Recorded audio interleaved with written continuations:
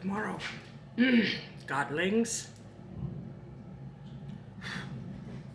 I just wanted to check in and give you all a bit of encouraging news. Just consider.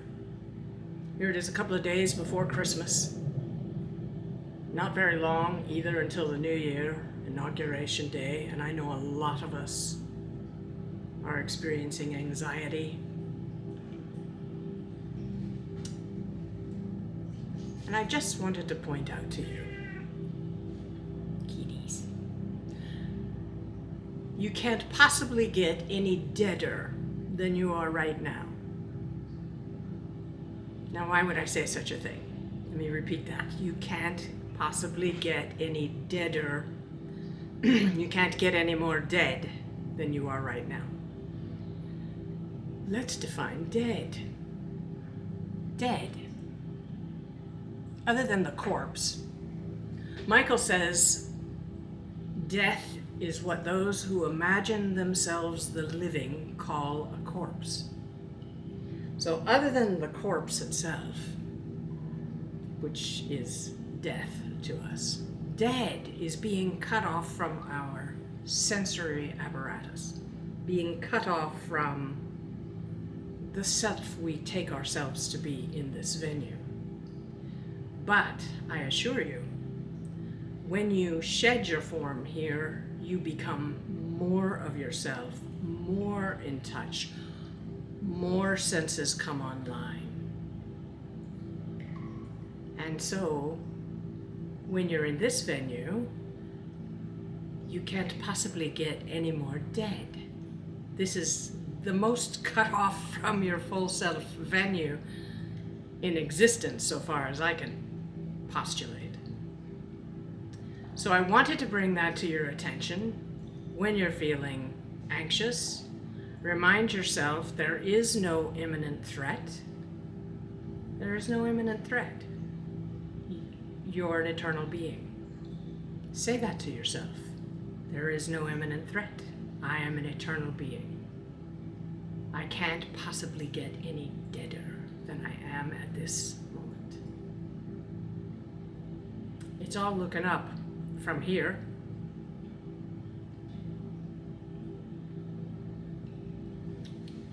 Please keep that in mind. And don't be rocked. Don't, as a matter of fact, as much as possible, don't even attend to things that tend to set off your fear. Don't look there. Look at the things that encourage you and cheer you.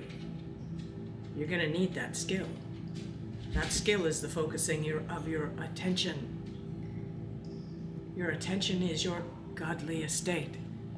It is your mojo by which you create your subjective experience. Please take sovereignty over your self-talk. Observe it. Observe whenever you're suffering any kind of fear, anxiety, anger, sadness. Stop. Become very, very present. Use those unpleasant emotions as your token in the dream of the world to make you lucid therein. Stop. Be very, very alert and present and ask yourself, what are these feelings saying to me? Put them into words. Distill them down. You'll know when you've said it just right. You'll feel the click. The internal, yes, that's exactly it. You'll know that you know that you know. Then ask yourself, once you've put it into words, is that thing I'm saying to myself true? Is it fair to me? Is it a fair appraisal of the situation? Even if there's a shred of truth in it, which usually there isn't. And so the self-talk loses its power over your experience right away because you see it's nonsense. But if there's a shred of truth in it, ask yourself, is that self-talk serving me? Is it serving my bliss? Is it helping me create the experience I want to create, I'm entitled to as a godling? you're going to see it's not serving you. Obviously, it's making you miserable. That's what drew it to your attention. Do this every time.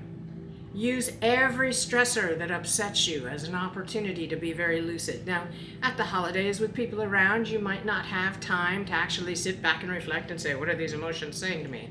But you can always take a quick trip to the bathroom and have a chat with yourself in there if you need to get away from folks, so that you can consider what you're saying to yourself that's making you unhappy and feeling triggered. But if you don't have time at all, or you're pressed in some way in a situation socially where you can't get that break, just be very, very present and observe the situation. Observe your emotions. Don't be your emotions.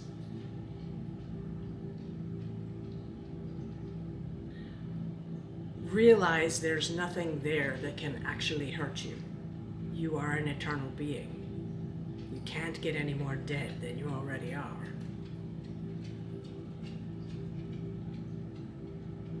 Take a deep breath and relax into the moment.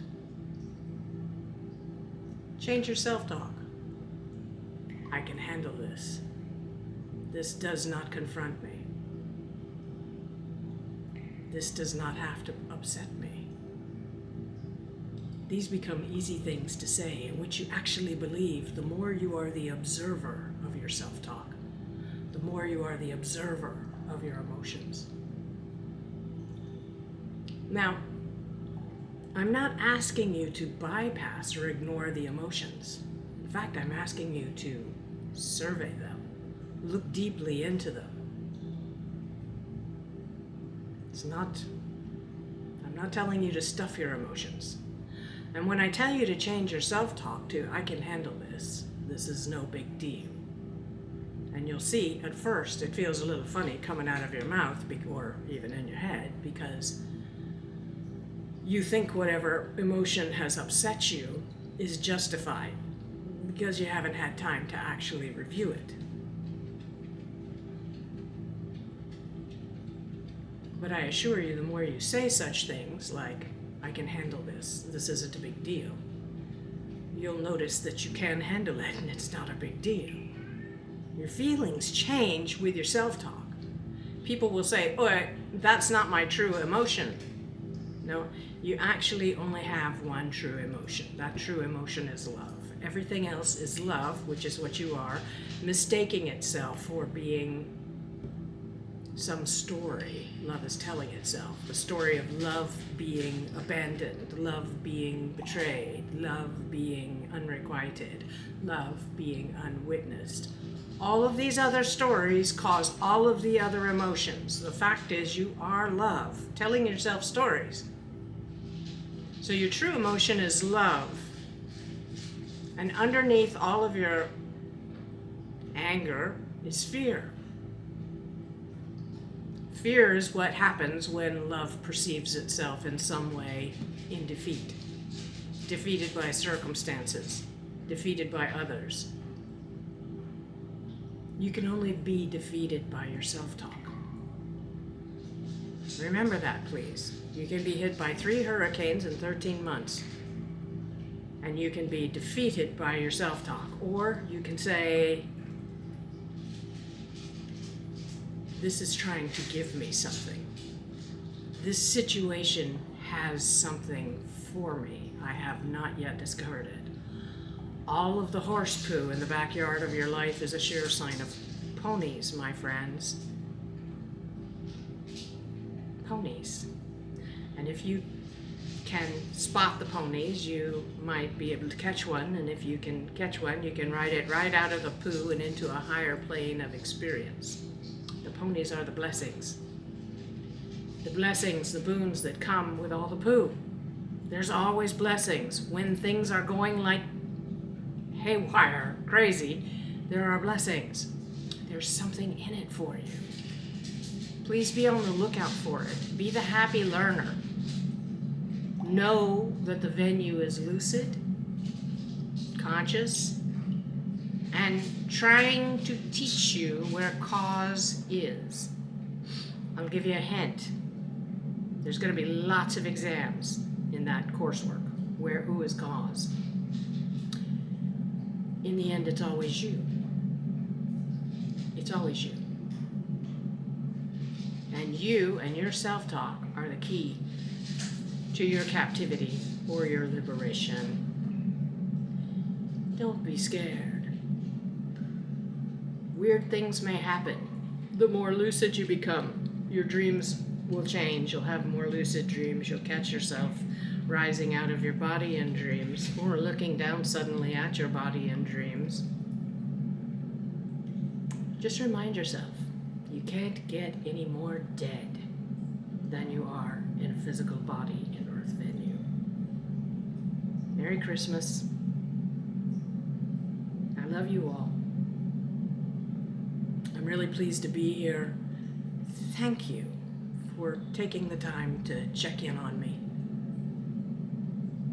for liking the videos, for commenting, for subscribing. It really helps if you share the videos too. Trying to get that message out there.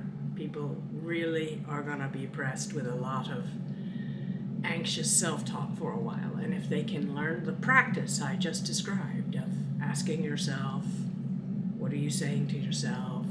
Is it true? Is it helpful? That's the practice I call the practice, okay? If you can learn the practice and apply it diligently, you will get all kinds of beautiful spiritual rewards. You'll recognize right away, and interpersonal rewards too.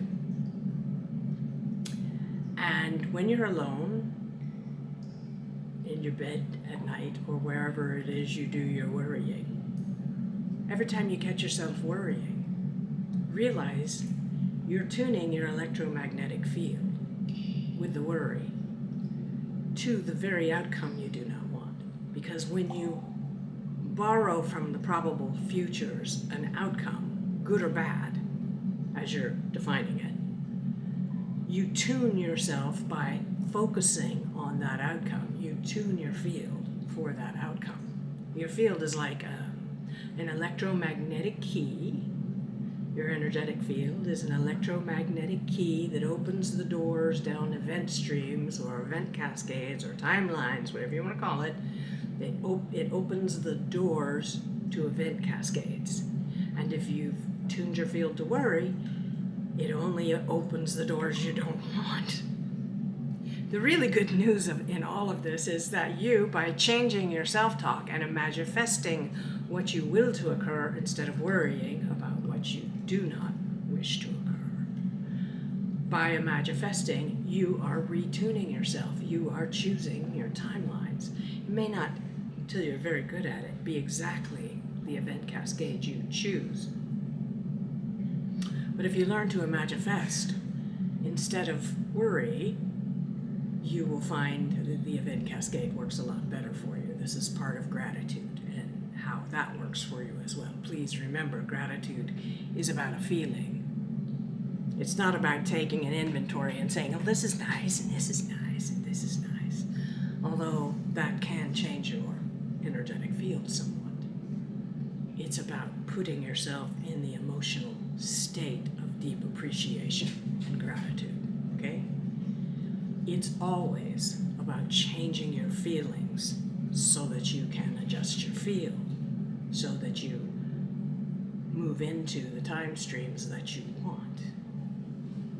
And you have the power to do that. You, lucid, in the dream of the world, can do that.